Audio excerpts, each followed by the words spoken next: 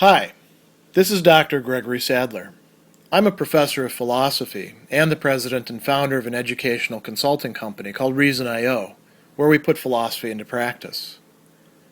I've studied and taught philosophy for over 20 years, and I find that many people run into difficulties reading classic philosophical texts. Sometimes it's the way things are said or how the text is structured. But the concepts themselves are not always that complicated, and that's where I come in. To help students and lifelong learners, I've been producing longer lecture videos and posting them to YouTube. Many viewers say they find them useful.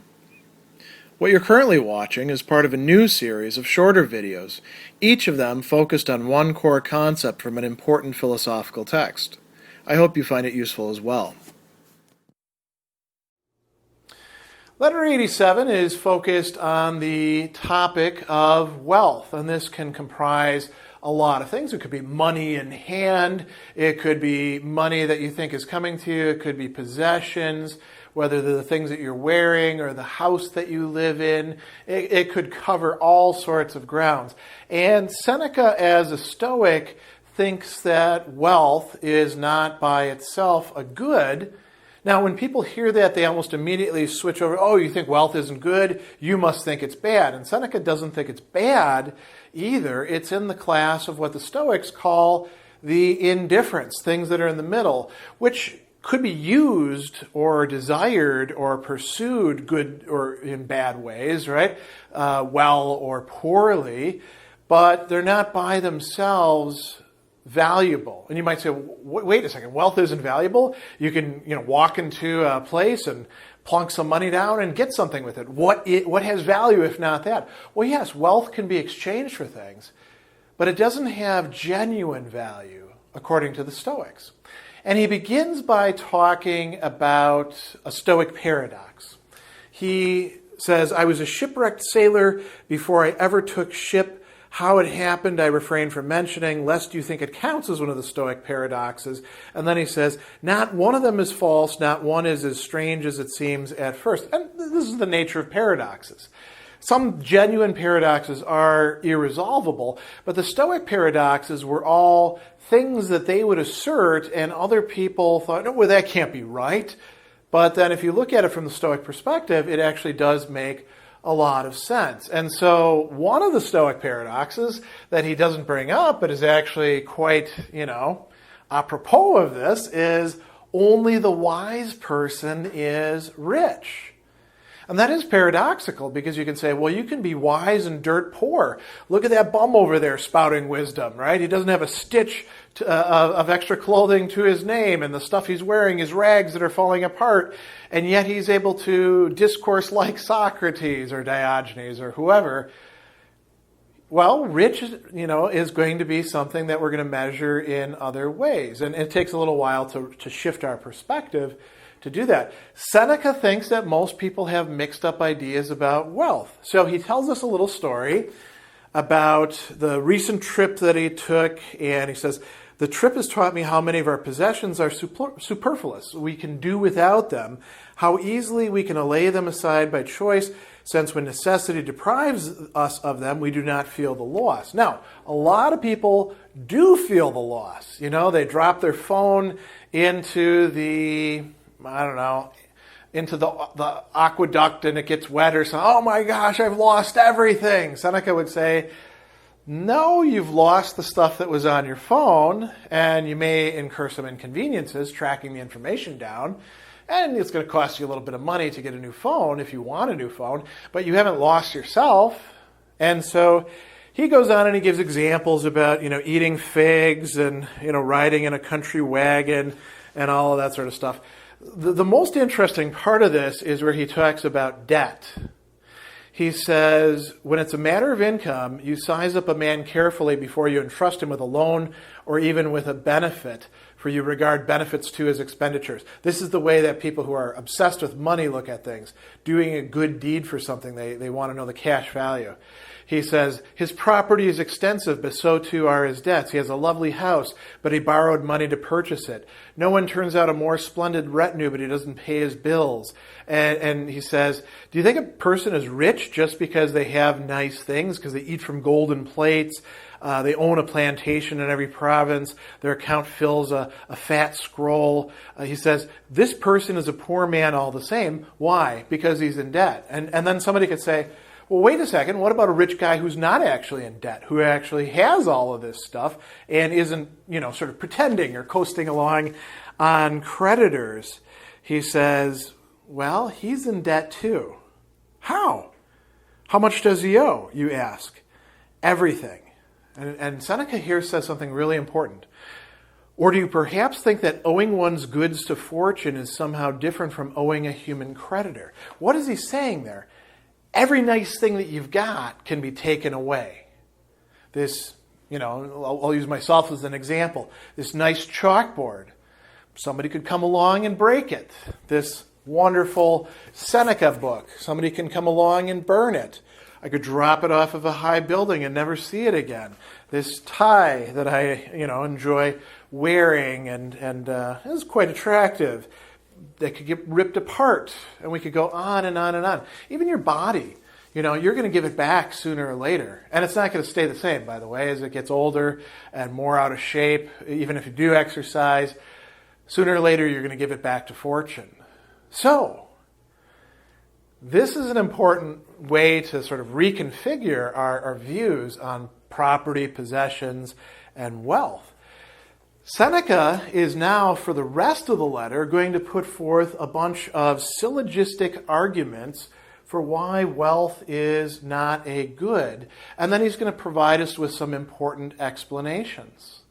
And I'm not putting every single argument on the board because we've got them in the text and we can run through them.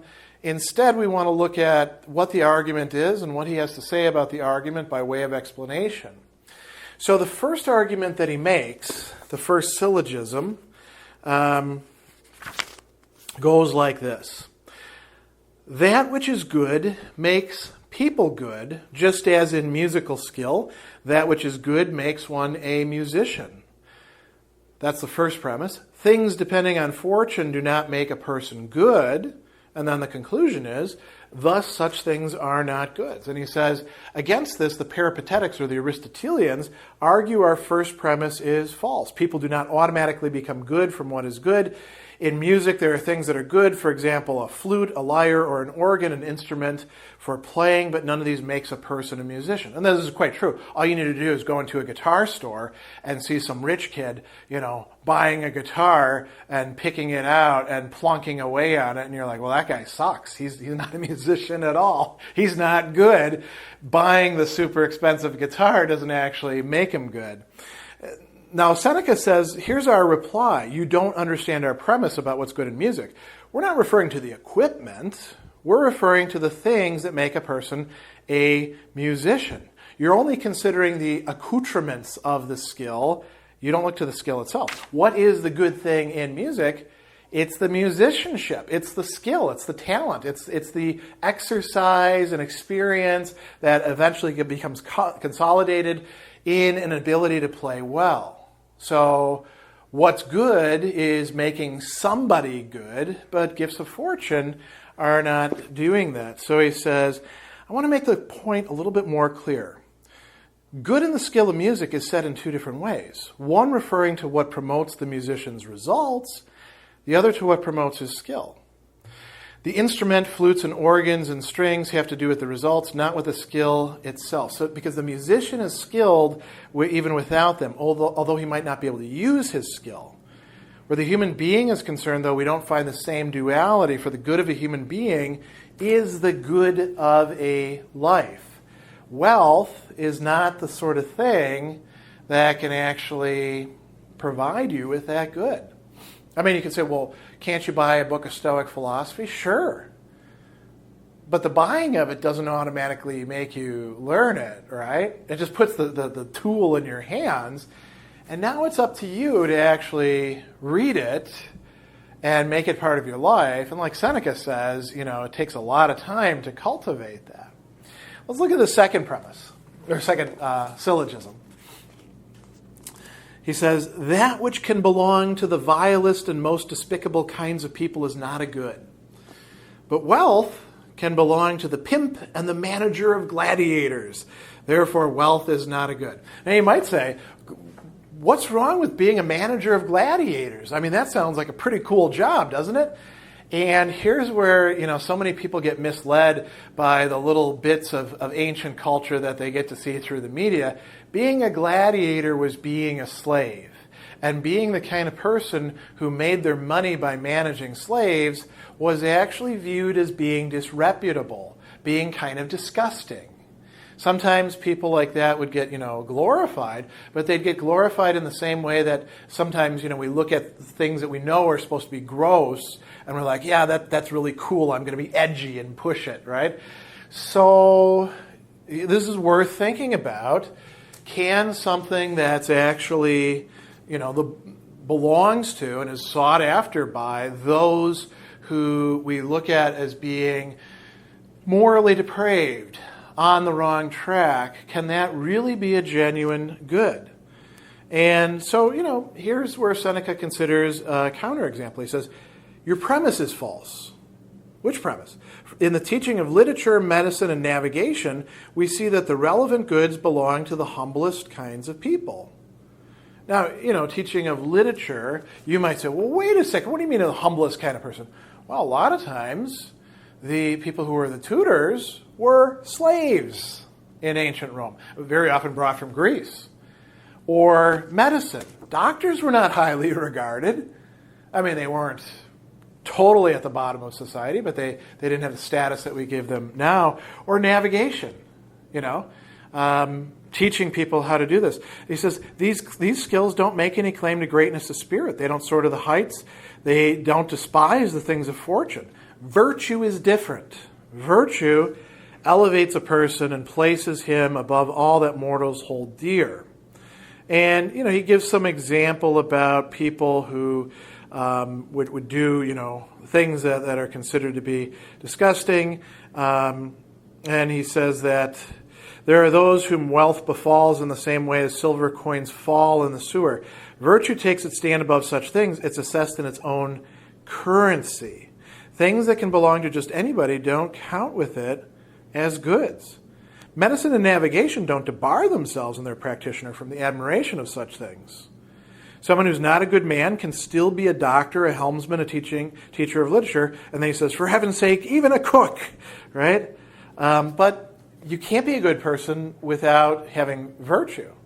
So if we think about the things that can be shared, if the Stoics are right, then that means that if people that we look down on or say, well, they're not good people, can enjoy that thing, it's not truly a good, even though we might enjoy it too. It's just not a good in the true sense. There's a really interesting argument that he provides after that. And here he starts talking about causes. He says, that which is good does not come of what is bad, but wealth comes of avarice. Therefore, wealth is not a good. So, for those who don't know, what is avarice? Another word for it is greed. Wealth comes from this desire to have wealth, right? You desire wealth, therefore you work to get it, or you scheme, or you do whatever you're going to do. Invent the proverbial better mousetrap, right? And then you get the money. And so Seneca is saying here that wealth is coming from something that is bad, so wealth cannot be something good. He says, one might say it's not true that good does not arise from what is bad, because money arises from temple robbery and theft. And he says, thus, temple robbing and theft are indeed bad, but only because they produce more bad consequences than good. For they yield a profit, but they also produce fear, anxiety, torments of mind and body. And then he says, this is a terrible argument, a terrible counter-argument. Whoever says this must admit that just as temple robbery is bad insofar as it produces bad consequences, it's also good because it produces a good consequence for you. And we don't want to say that sort of thing. By the way, temple robbery, why is this a big deal? Oh, because it's pissing off the gods? No, it has nothing to do with that. Temples were where people left money. It was like a bank. So this is sort of like robbing the bank. Being a bank robber, is not a good thing. So he goes on and he says, goods cannot arise from what is actually bad. And then he has another thing that he says that's quite interesting. The greatest penalty for criminal acts is in the acts themselves. Now, that is paradoxical, is it not? To say that those who do the wrong thing, the biggest punishment is that they actually do the wrong thing. Because why is that a punishment? They want to do the wrong thing, don't they? They're getting to do what they like, and they're getting away with it in many cases. He says, you're mistaken if you make them wait for the prison or the executioner. Such acts are punished right away when performed, indeed in the very act of performing them. Therefore, good does not arise from what is bad, any more than a fig from an olive tree. Goods cannot but run true to type, he says. Now, he says that some other members of his school answer this objection as follows. So here's entertaining the possibility that money could be a good. Suppose that money is a good, regardless of where it's obtained. Even so, and even if money is sometimes gained by temple robbing, it's not the case that the money actually came from one's robbing the temple. Think about it like this. A gold coin is in the same jar with a snake. If you take out the coin, you did not take it out by reason of a snake being there as well. That is to say, the jar does not supply me with gold because it also contains a snake. It supplies gold in spite of the fact that it contains a snake. In the same way, temple robbing produces a profit, not because it's a despicable and criminal act, but because it contains profit as well. So you can have the good, and the bad is just kind of accidental to it. And then he says, these two cases are not the same at all. In the one, I can take out the gold without the snake. In the other, I cannot have the profit without robbing the temple. The profit is not adjacent to the crime, but combined with it. So when we desire wealth for, the wrong reasons, there's no getting around that aspect of it. He also talks about results, and he's got an argument here about results. He says, if the pursuit of something brings many bad results, that thing is not a good. Our pursuit of wealth brings many bad results, therefore wealth is not a good. And he says, okay, somebody might question this one. Your premise has two meanings. One meaning is that our pursuit of wealth brings many bad results, but let's take a counterexample. Our pursuit of virtue also brings many bad results. A person takes ship for reasons of study and is shipwrecked or captured, right? They wanted to be virtuous, but it brought about some bad results. Then he says the second meaning is like this. That through which we get bad results is not a good. And he says, from such a premise, we can't infer that we get bad results through wealth or through pleasure, or else if we get many bad results through wealth, then wealth is not only a good, but actually a bad thing. But your school says only that wealth is not a good, not that it's a bad thing. Besides, you grant that wealth has its uses. You count it as one of the advantages of life. And so he says, well, here's a response to that. You're wrong to think that wealth is a disadvantage. Wealth does not harm anyone. What does the harm is one's own foolishness or the iniquity of another. Just as a sword doesn't harm anyone, but only the tool of the slayer. So wealth doesn't hurt you because you're harmed for the sake of your wealth. And he says, here's a better response. And this comes from the Stoic philosopher Posidonius. He says, wealth is a cause of evils, not because wealth itself does anything bad itself, right? The dollar bills don't do anything, or the stock certificates, but it motivates those who will do bad things. And he talks about here a difference between what he calls an efficient cause and an antecedent cause. And here we're getting into a little bit of Stoic metaphysics that we don't have to go too deep into. Suffice it to say, an efficient cause is something that makes something happen. An antecedent cause is something that's there in the chain of causality, but it doesn't directly make the thing happen. Rather, it sets things up in such a way that something can happen. So he says here, good things, or wealth has this latter sort of causality. It inflames the mind, gives birth to arrogance, attracts resentment, and sets the mind at odds with itself. To such an extent, we delight to have a reputation for affluence, even though that reputation is likely to hurt us. So the wealth by itself doesn't do anything, but it brings out the worst stuff in us. Attributable to us, by the way, not actually attributable to the wealth. And he says, listen, good things are pure. they don't corrupt the mind. They don't cause anxiety. They elevate and expand the mind, right? And he says somebody might go too far and say wealth is not only not a good thing, but is even a bad thing. And Seneca says, no, because it doesn't harm us in itself. It doesn't have efficient causality. But we do have to be careful with wealth because of that. And then he goes on and he talks about some other arguments that Posidonius is giving. And there's actually two syllogisms here.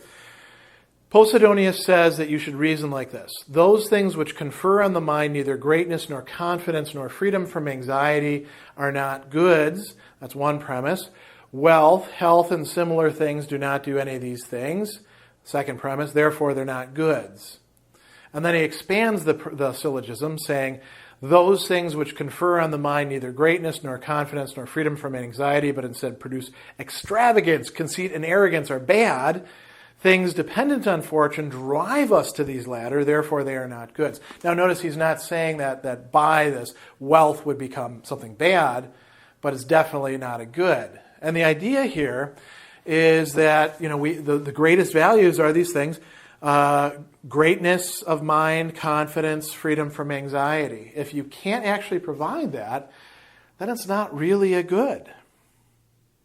And Seneca goes on and says, one might say by this reasoning there will not even be advantages, or what the Stoics would call preferred indifference.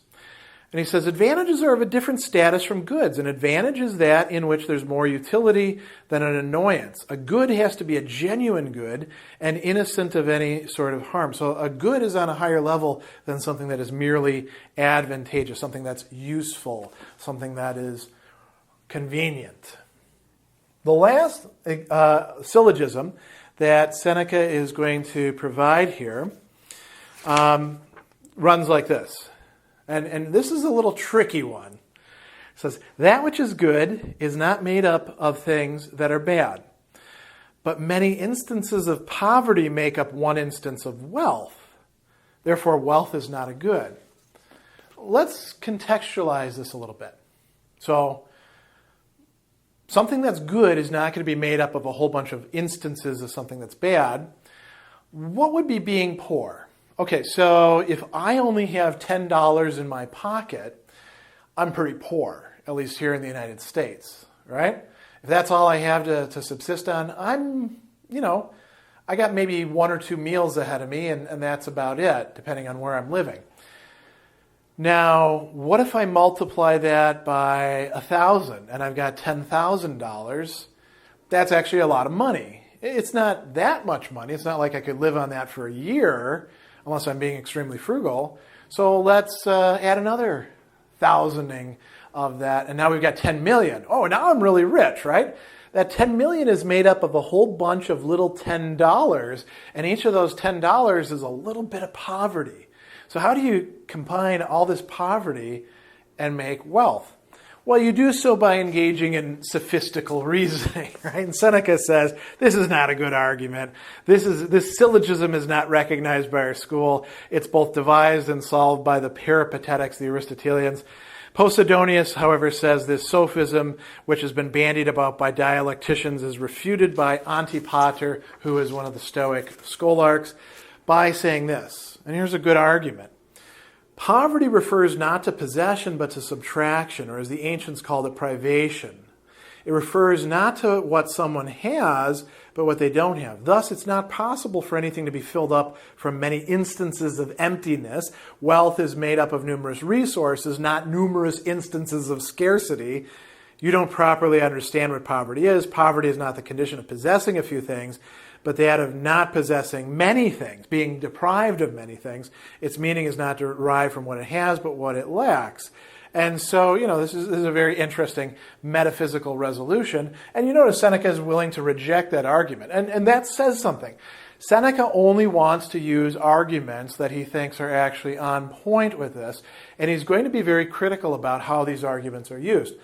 Here's the question we want to close with, that Seneca is kind of closing with himself. How effective are these syllogisms? Do they actually convince people? Do they change their mind? Do they help them see that wealth itself is not the good that so many people and our culture and the culture of Seneca's time presented as being, that we need to instead shift our focus to something that's genuinely good, like virtue.